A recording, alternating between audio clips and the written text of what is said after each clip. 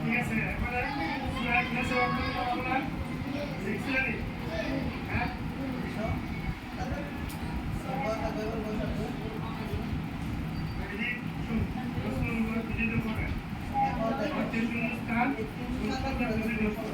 ঠিক আছে এগুলো দ্বিতীয় অধ্যায়